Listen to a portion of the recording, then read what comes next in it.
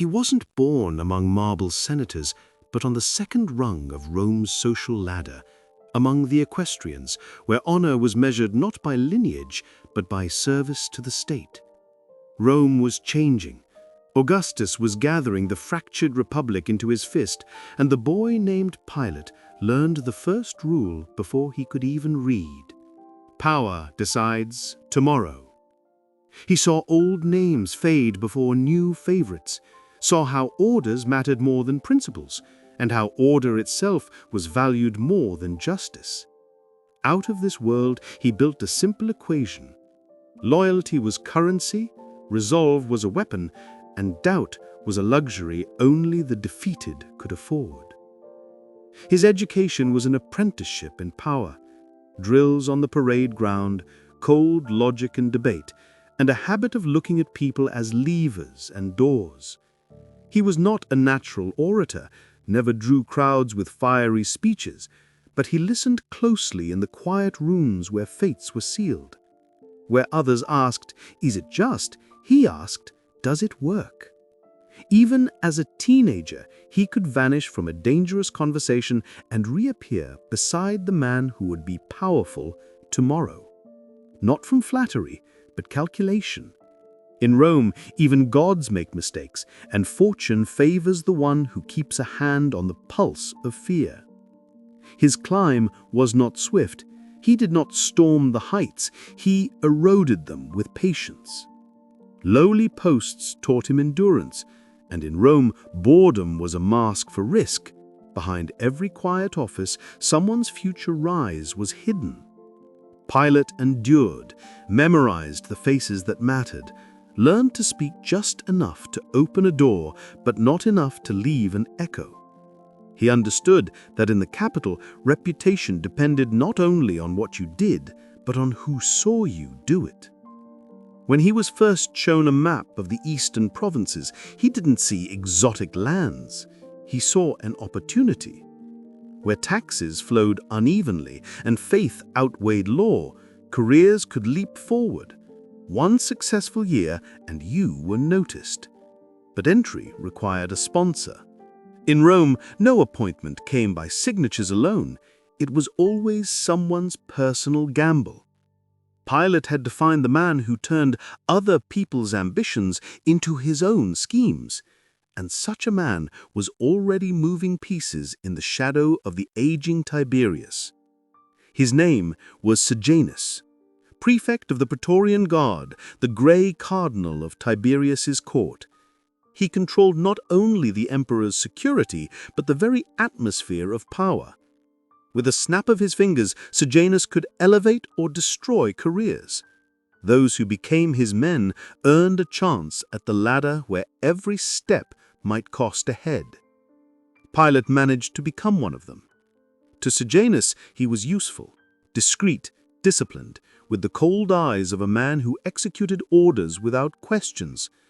And through this patron, the path opened to the office that would make Pilate's name and seal his fate. In the year 26, when Tiberius trusted shadows more than the Senate, Pilate was appointed prefect of Judea. On parchment, just another province.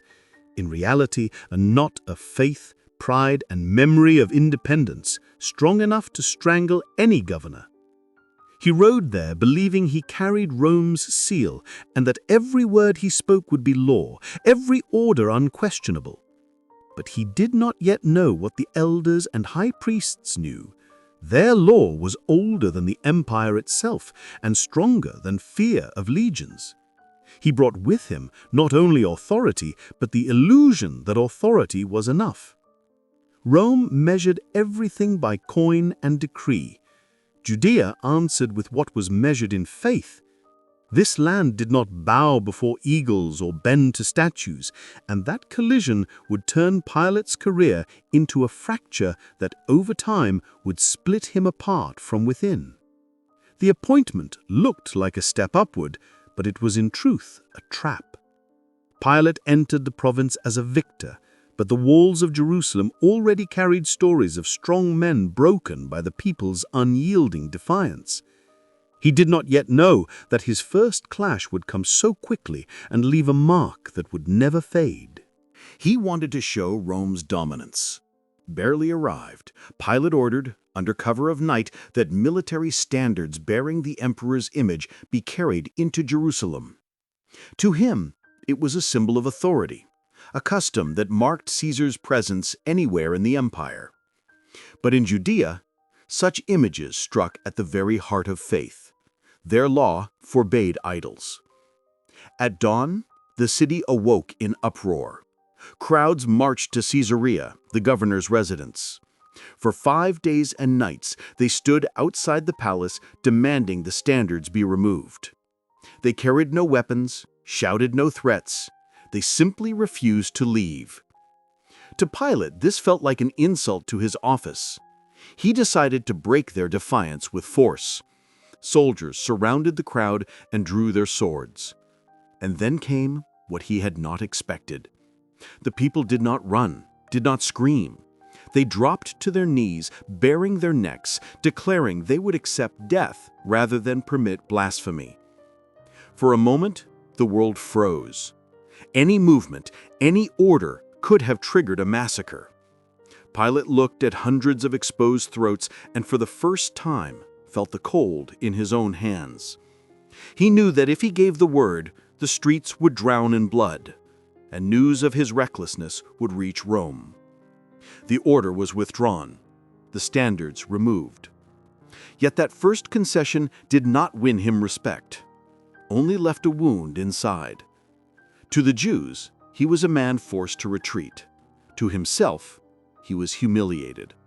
His authority was shaken before it had even been built, and the sting festered into resentment, a bitterness he would one day unleash on the city.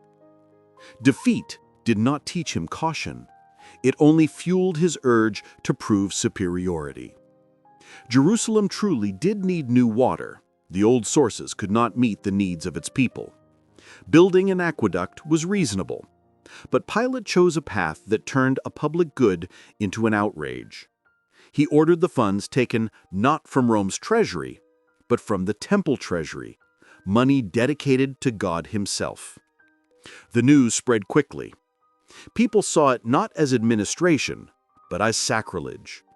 The crowd gathered again, but now silence gave way to fury. They shouted of theft, of curses, of a governor's hands defiling the sacred.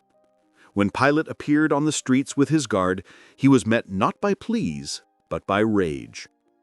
This time, he came prepared. Soldiers, disguised as ordinary men, mingled in the crowd, weapons hidden beneath their cloaks. At the signal, the slaughter began. Clubs and daggers struck down men, women, and the elderly alike. Panic crushed people against the narrow alleys, screams drowned under blows, and the streets filled with bodies. With that massacre, Pilate showed there would be no more concessions. But along with the blood spilled on Jerusalem stones, a deeper crack opened between him and the people. He had crushed their protest with force, but he could not erase their memory. Each act of violence left a mark deeper than the last.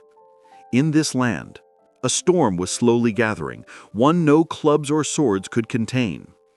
And into that atmosphere stepped a man whose words carried more power than any weapon.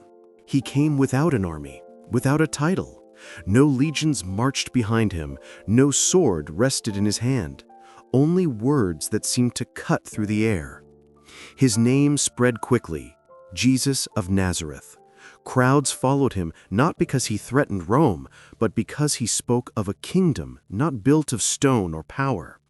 He healed the sick, gave sight to the blind, lifted up the desperate. To the people, he was not just a teacher. He was a force no gold or sword could give. At first, Pilate dismissed it as another Eastern curiosity. Every province had its prophets and agitators. But to the high priests and elders of Jerusalem, his words were a direct threat. He rebuked them openly for their hypocrisy and drew away the trust of the people. After he raised Lazarus from the tomb in Bethany, even the doubtful began to believe. And that was more dangerous than any army. The crowd was turning from the temple authorities toward the Nazarene. When he entered Jerusalem riding on a donkey, while people spread palm branches before him, the city shuddered. To some, it was the fulfillment of ancient prophecy. To others, the spark of rebellion. Roman guards scanned the crowd, and even Pilate felt unease. If this man lifted his voice, thousands might rise behind him. But Jesus spoke not of swords, but of forgiveness. His message seemed quiet, and that quiet unsettled the powerful more than open threats. It did not fit the logic of politics or the methods of suppression. Judea was rushing toward a breaking point, and Pilate did not yet know that his own name would be written forever into the story of that night when a kiss of friendship would become a death sentence. It happened in the Garden of Gethsemane, outside the city walls, on the night when Passover lamps still burned in homes. There, as Jesus prayed with his disciples, guards arrived, led by one of his closest, Judas. He came like a friend, touched his cheek, and with that kiss sealed the betrayal. The disciples fled, leaving him alone before the armed crowd. He was taken first to the high priest, then to the council gathered secretly under cover of night. Witnesses contradicted one another. Accusations came in fragments, but the judges did not care. They sought not truth, but grounds. When the direct question was asked, "Are you the Son of God?" his answer left them no doubt. To them it was blasphemy, and it was enough to condemn him. But they had no right to take life. That power belonged to Rome. And so, at dawn, they led him to the marble residence of the one called Procurator. The morning began with pounding at Pilate's door. On the stone steps stood priests and elders with the Nazarene bound between them. Their words were not of faith or gods. They spoke of politics. This man calls himself king. He undermines Caesar's authority. He threatens order. What began as a dispute over holiness had become a case of treason, and Pilate, who had crushed uprisings without hesitation, now had to decide the fate of a man whose eyes did not lower even under chains. He led him inside, away from the crowd. In the marble atrium, usually reserved for matters of taxes and construction, unfolded a conversation that history would never forget. Pilate looked at the worn yet calm prisoner and asked plainly, "Are you the king of the Jews?" The answer was strange. "My kingdom is not of this world." Those words stripped the accusation of its meaning. Pilate struggled to understand. Was this man a rebel or a dreamer? A threat or an illusion? "So then, you are a king?" he asked again. The reply was neither denial nor affirmation. "You say that I am a king. I came to bear witness to the truth." From the lips of the accused, it sounded less like a defense than a judgment against the judge himself. "What is truth?" Pilate asked, not with curiosity, but with the weary tone of a politician who had long equated truth with convenience. Yet something in that exchange unsettled him. He could not see a criminal in this man. Stepping out to the priests, he declared, "I find no fault in him." The crowd erupted in protests, and tension hung in the air like the edge of a storm. To avoid making the decision, Pilate tried to shift the burden. Learning that the Nazarene was from Galilee, he sent him to Herod Antipas, ruler of that region, who happened to be in Jerusalem. It was a clever escape. Let another pass judgment. But cleverness does not always outwit fate. Herod was delighted at the chance. He had long heard of the Nazarene's miracles and hoped to see them with his own eyes. Before him stood the man called prophet, and Herod waited for a sign, a trick, a spectacle. But Jesus remained silent. He answered no questions, gave no performance. That silence irritated more than any accusation. In mockery, Herod dressed him in a bright robe, a parody of the title king, and sent him back to Pilate. The return was a blow. The problem Pilate had tried to avoid was back on his desk. The crowd still waited, and the pressure grew by the minute. So Pilate turned to an old custom. At Passover, one prisoner was released by popular choice. He was sure the people would choose the healer and teacher over a murderer. On one side stood Jesus, on the other, Barabbas, known as a thief and an agitator. The choice was unexpected. Urged on by the priests, the people demanded Barabbas be released. When Pilate asked what should be done with the one called Messiah, the square thundered with a single word: "Crucify!" The roar rose over him, no longer voices of individuals, but a single, relentless cry for death. He tried to reason, what evil has he done? But the shouts only grew louder. The crowd demanded blood. And at that moment, from the inner chambers came a message from his wife, Claudia, a note scrawled with a trembling hand. "Have nothing to do with this righteous man. I have suffered greatly in a dream because of him." Her warning layered itself over his own doubts, and Pilate felt trapped. But outside, the crowd thundered harder, and the choice he had tried to escape pressed closer. The priests sensed his weakness and struck with their sharpest weapon. Their words cut deeper than the mob's cries. "If you release him, you are no friend of Caesar. Anyone who claims to be a king sets himself against the emperor." It was blackmail, clear, brutal, and effective. In Rome, even the shadow of disloyalty could mean death. Pilate knew one wrong step and an accusation of treason would be his own sentence. Outside, the mob roared louder. Inside, the marble walls felt like a prison closing in. Between conscience and career, only a narrow path remained. Pilate chose the side that was safer for his office, but fatal for his memory. He called for water. Before the crowd, he washed his hands, as if the act could cleanse away another man's blood. "I am innocent of this man's death. See to it yourselves." But the words rang hollow. Authority cannot be rinsed off with water. The crowd shouted back even louder, "His blood be on us and on our children." Their cry broke the last of Pilate's resistance. He signed the order. Jesus was handed to the soldiers. From there, everything followed the Roman ritual. The scourging, whips tipped with bone and iron that tore flesh from the back, the mocking crown of thorns, the purple robe, and the soldiers bowing in cruel parody of worship. Then the road to Golgotha, where a man named Simon of Cyrene was forced to carry the beam for the faltering prisoner. Finally, the wooden cross, nails through wrists and feet, and a placard nailed above, "Jesus of Nazareth, King of the Jews." Pilate thought it was over, that the matter was closed, but at that moment, history turned a page he would be forced to read for the rest of his life. The events on Golgotha unfolded faster than even the governor expected. Darkness fell over the city in broad daylight. The earth trembled. The temple veil tore in two.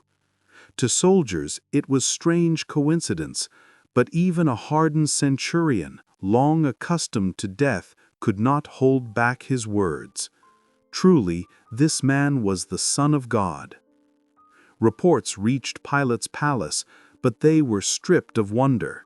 The execution complete, the prisoner dead, no disorder in the streets. He returned to his duties as if the matter were finished. But the silence was deceptive. Rumors spread quickly. The tomb was empty. The disciples swore they had seen their teacher alive, and the more officials tried to silence the whispers, the faster they traveled. Pilate tried to shut it out, but every night the same visions returned: the washing of hands, the roar of the mob, and the calm eyes of a prisoner who had shown no fear. Sleep became torment. He dreamed of his palms covered in a red stain no water could cleanse. He woke drenched in sweat. His wife's warning haunted him, not as caution, but as accusation. His temper grew short. Outbursts of fury alternated with long, heavy silences. More and more, he relied on force instead of reason. When the Samaritans gathered on Mount Gerizim to worship, he saw not devotion but rebellion. His troops surrounded the mountain, and the slaughter began. Men, women, children, none were spared. That act became the breaking point. A complaint went to the governor of Syria, and soon an order arrived from Rome. Pilate was to be recalled. His power crumbled like a house built on cracks he had made himself. The journey back was a slow descent. He had once entered Judea with the confidence of authority. Now he returned, bound by the chains of his own reputation. In Rome, no triumph awaited him. Tiberius was dead. Caligula now sat on the throne, and the fate of a provincial governor meant nothing to him. Sejanus, Pilate's old patron, had long since been executed for treason. With his death, every shield over Pilate's career had vanished. No trial, no defense was offered. His position, his wealth, his connections stripped away with a single order. His name no longer carried weight in the capital, and with it vanished the ground he had always trusted. The power he prized dissolved, leaving only the memory of one decision that had made him infamous. Instead of tribunals, exile awaited him. Distant Gaul, the city of Vienne. There he lived without staff, without servants, without advisors. On the streets, no one recognized him. In the Senate, his name was never spoken. And where fame ended, silence began. A silence in which the past thundered louder than any crowd. Reports of the new faith still reached him, a faith spreading quickly. More and more he heard the same words repeated across the empire. Suffered under Pontius Pilate. His name lived on, but not as that of a politician or commander. It became a symbol, of failure, of cowardice, of betraying truth. Every prayer that spoke his name turned him into part of the very history from which he had tried to wash his hands, and that weighed heavier than any exile. In Vienne, he lived like a shadow of himself. By day, he might wander the markets, listening to the noise of life. But if he overheard the name of the Nazarene, he turned away as if struck. At night, everything became nightmare.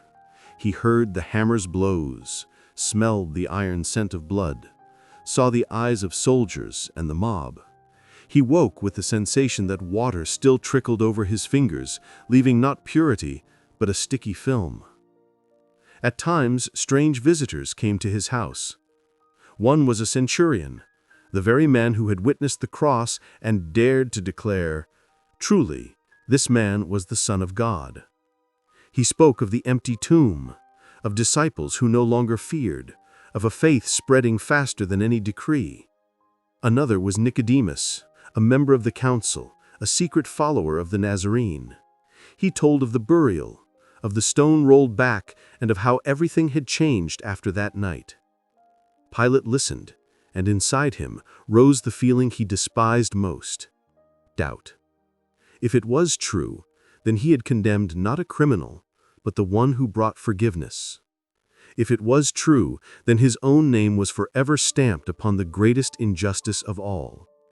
He tried to write short notes, half-confessions, scraps of defense. In every line, the same thought leaked through. He had known the man before him was innocent, and still, he had signed the order. Those pages did not survive, but later voices spoke of them. They said that in exile he learned for the first time what it meant to carry guilt that no water could wash away. And it was at this point that the legends of his final years split in two. Some told of despair, others of late awakening. Some claimed he could not bear the weight of memory, that in the end, in despair, he ended his own life, casting himself into a river or a lake, and the waters never grew still, as if nature itself refused to accept him. In the Alps, there is still a lake that bears his name, and legend says its waves are never calm, for the soul of the former governor finds no rest. But other stories told it differently. In Christian communities in the East, they passed down that Pilate changed in exile, that he tried to grasp what he had failed to see in Jerusalem. They said he wrote letters admitting guilt, naming the Nazarene as Messiah, begging for mercy. Some even believed he left this life not in despair, but with a prayer to the very one he had betrayed. Rome kept no record. To the authorities, he was only a failed administrator. But to the Christians, his name became eternal memory. Every Sunday, every recitation of the Creed recalled the governor who once washed his hands. He did not vanish into obscurity.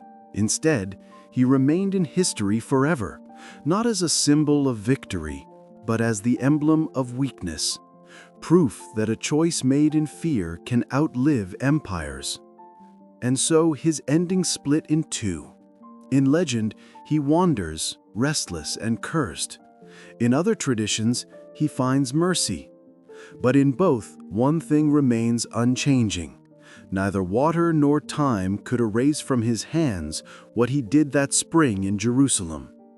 The years of exile turned him into a living reminder to himself. Rome forgot him. Neighbors avoided him. Yet the Christians, those whose faith grew stronger in spite of persecution, repeated his name again and again. It echoed in their prayers, in their retelling of suffering and resurrection. Wherever the Nazarene was remembered, so too was the governor who had failed to stand with truth. At night, he walked the rooms of his house, pressing his palms against the stone walls as though searching for a crack through which he might escape memory. At times, he felt himself back in the courtyard of Jerusalem, hearing the roar of the crowd, feeling the chill of water running over his fingers. Past and present blurred, and he saw himself not as an old exile, but as the man of that day, when a single word might have changed the course of history. Some late traditions claimed he even appeared at secret gatherings of believers, listening as they spoke of miracles, of the courage of the disciples, of the new life their faith gave them. And once, they said, he stood and asked, "Is there forgiveness, even for me?" No answer came, only silence, heavy and full. To the Roman mind, it was an impossible thought. How could such a thing be forgiven? Yet in that silence lingered a question. If grace was for others, could it also reach him? His last days passed in turmoil. At times he scribbled fragments of confession, only to burn them in the fire. At times he muttered excuses, then suddenly admitted he had always known. And always, when he looked at his hands, he saw what no one else could see. Stains no water, no years could remove. The sources diverge, as though history itself refused to render a final verdict. Some said he faded away quietly, alone, like a stone dropped into a river, vanishing without a ripple. Others swore his end was violent, filled with visions and cries, as he called again and again on the face that haunted his nights. Medieval legends painted it darker still, that the earth rejected his body, rivers and lakes spat out his ashes, and the waters turned wild whenever touched by his presence. Yet another tradition told the opposite story. In some Eastern churches, Pilate was remembered as one who at last turned to faith. They believed he wrote letters of confession, begged for mercy, and with his final breath prayed to the Nazarene. In those tales, he was not a symbol of eternal shame, but proof that even the worst betrayal could end in forgiveness. The historical truth is lost between these versions. One thing is certain: Pilate's life ended in obscurity, without title, without power, far from the halls where his voice once carried weight. Yet his name, against all odds, endured. Stronger than palaces, stronger than decrees, stronger than empire itself. His name entered every prayer that spoke of the Nazarene suffering. It became a symbol, not of triumph, not of wisdom, but of a choice made in fear. A reminder that a single order, a single hesitation, can forever define a man's place in the memory of mankind. His years in exile stretched into a chain of memories, each one circling back to the same question: was it worth saving himself at the cost of truth? In that moment, handing a man over to the crowd had seemed pragmatic, to avoid revolt, to preserve order, to remain a friend of Caesar. But the years turned that choice into a stone on his heart. Everything he had sacrificed truth for, career, status, Rome's favor, was gone. And what he had tried to wash away with water stayed with him forever. The truth he turned from did not die. It grew. Christian communities multiplied, and with every gathering, his name lived again in prayer. He had hoped for forgetfulness, but found the opposite. His name was woven into the very fabric of faith, part of the story of suffering and hope. Thus, the simple act of washing his hands became an eternal mark, the sign of weakness before truth. That was what made his end especially bitter. He saw that his act had spilled beyond the borders of his own life. It wasn't only the fate of one prisoner that had been bound to his decision. It was all of humanity, repeating his name forever. He wanted survival, but gained instead the immortality of shame. And that immortality proved stronger than the marble of empire. At night he sat in silence, staring at his palms. The water had long since dried, yet he felt them still wet. He no longer heard the noise of markets or saw the lights of the city. Only the echo of that cry, "Crucify!" And he knew that in that cry lived his own voice, the voice he had given when he signed the order. Toward the end of his days, he barely slept. The silence of nights was heavier than any interrogation. In the darkness, he imagined footsteps in the courtyard, the pounding of hammers, the hiss of whips. Sometimes he rose and wandered the room as though he were back in Jerusalem. He felt that if he only said, "Stop," everything could be undone. But the answer was always emptiness. More and more often, he raised his hands to the lamplight, turning them, studying them from every angle. No one else could see a mark, but he did. There remained what water had not washed away. Those hands could once have released the innocent, and had not. In town, people whispered about his strange behavior. Servants, if any still remained, said he could spend hours talking to himself, as though pleading his case before an invisible judge. He muttered, "I did not want this. I tried. They forced me." But the voice he spoke to never answered. And the nearer the end came, the clearer he understood. No apology, no letter to Rome, no message to a Christian assembly could change the essential fact.